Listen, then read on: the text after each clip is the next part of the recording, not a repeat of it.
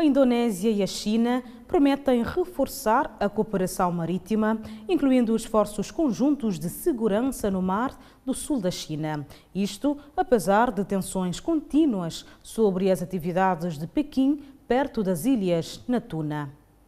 A Indonésia e a China reafirmaram o empenho na cooperação marítima, sobretudo em matéria de segurança e proteção no polêmico Mar do Sul da China, apesar da Indonésia continuar preocupada com a atividade chinesa perto das ilhas Natuna.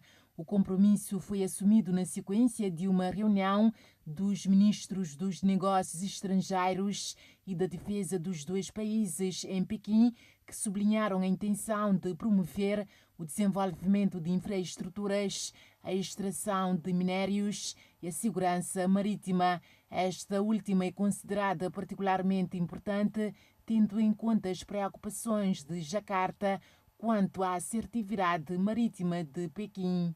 No mês passado, diplomatas de França e da Indonésia concordaram em lançar uma nova iniciativa de segurança marítima com a finalidade de promover a paz e a segurança nas águas do Indo-Pacífico, num contexto de aumento da cooperação militar entre os dois países. Vamos reforçar a cooperação em matéria da aplicação da Lei de Segurança, afirmou o ministro dos Negócios Estrangeiros chinês, ao lado do seu homólogo indonésio.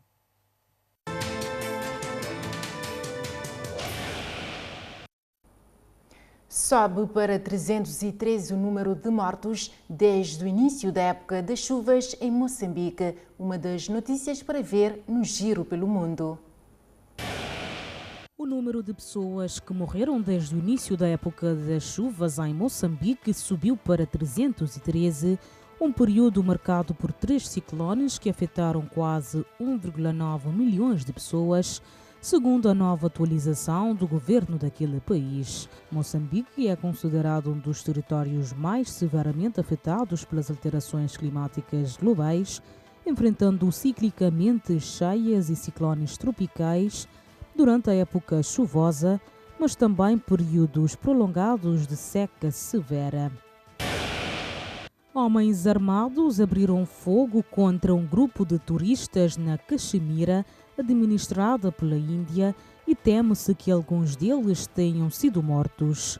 A polícia disse que vários turistas receberam ferimentos de bala no ataque terrorista na terça-feira, enquanto visitavam o prado de Beisarã, a cerca de 5 quilómetros, 3 milhas da cidade turística de Pahalgam, na região disputada. A mídia local relatou que pelo menos 20 pessoas foram mortas, mas Abdullah disse que não poderia fornecer detalhes, pois o número de mortos ainda está sendo apurado.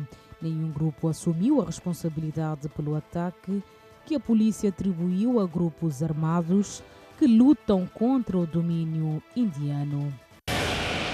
Uma explosão em um sobrado na zona norte de São Paulo, Brasil, devastou uma família na manhã desta terça-feira 22. A tragédia resultou na morte de um bebê de 4 meses e feriu outras 4 pessoas. Segundo informações, um idoso de 70 anos de idade que teria esquecido o botijão de gás ligado teve 50% do corpo queimado.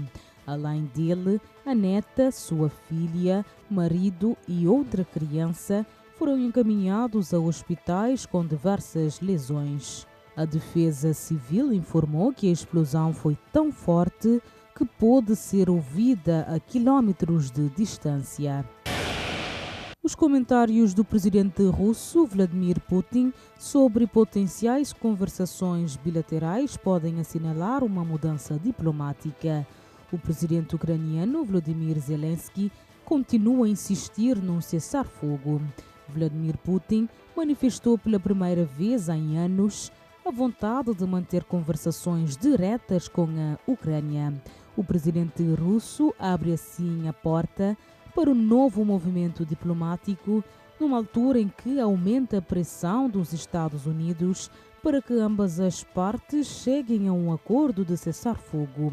Em declarações à imprensa estatal russa na segunda-feira, Putin disse que Moscou está aberto a discutir a possibilidade de suspender os ataques contra infraestruturas civis diretamente com Kiev, referindo-se à trégua da Páscoa declarada pela Rússia durante o fim de semana. As duas partes acusaram-se uma à outra de violar esta trégua. Putin reconheceu que os recentes ataques russos atingiram infraestruturas civis, matando várias pessoas, mas afirmou sem provas que esses alvos estavam a ser utilizados para fins militares.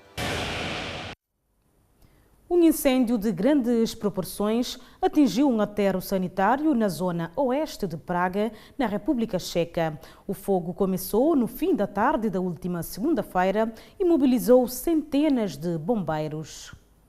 Mas começaram pouco antes das 19 horas na região central do país, a cerca de 40 quilómetros de Praga. O incêndio deflagrou num aterro com pelo menos 5 metros de altura e cobriu uma área superior a 450 metros quadrados. Cerca de 250 bombeiros foram mobilizados para controlar o fogo, que pode levar dias até ser completamente extinto. As autoridades adiantaram ainda que pelo menos 15 bombeiros sofreram ferimentos ligeiros enquanto trabalhavam para conter o incêndio. O representante do Corpo dos Bombeiros afirmou que estão a fazer de tudo para evitar que o fogo se alastre ainda mais. No entanto, diz o mesmo que o terreno e o material dificultam os trabalhos. As autoridades pediram aos moradores da região para manterem portas e janelas fechadas devido ao fumo tóxico. A origem do incêndio ainda está a ser investigada e as autoridades ambientais monitorizam a qualidade do ar na zona enquanto os bombeiros continuam no terreno. Um homem encontra-se desaparecido após um ataque de tubarão na costa de Israel. O incidente aconteceu na praia Olga e foi testemunhado por várias pessoas. A tranquilidade da praia Olga, em Adeira, foi interrompida por um ataque raro e violento. Um homem que nadava a poucos metros da costa desapareceu após ser atacado por um tubarão. Em vídeos partilhados nas redes sociais, ouvem-se gritos de desespero. Uma testemunha relatou ter visto sangue na água segundos antes de ouvir os gritos. Já uma outra testemunha afirmou ter avistado tubarões nadando próximos da vítima. As autoridades israelenses lançaram uma operação de busca e resgate, mas até agora o homem continua desaparecido. Os especialistas acreditam que os tubarões negros e o tubarão corecosta podem ter sido atraídos pela temperatura elevada da água e pelo aumento de peixes na região. Apesar da raridade, este é o quarto ataque de tubarão registrado em Israel e as autoridades pediram cautela e reforçaram a vigilância nas praias.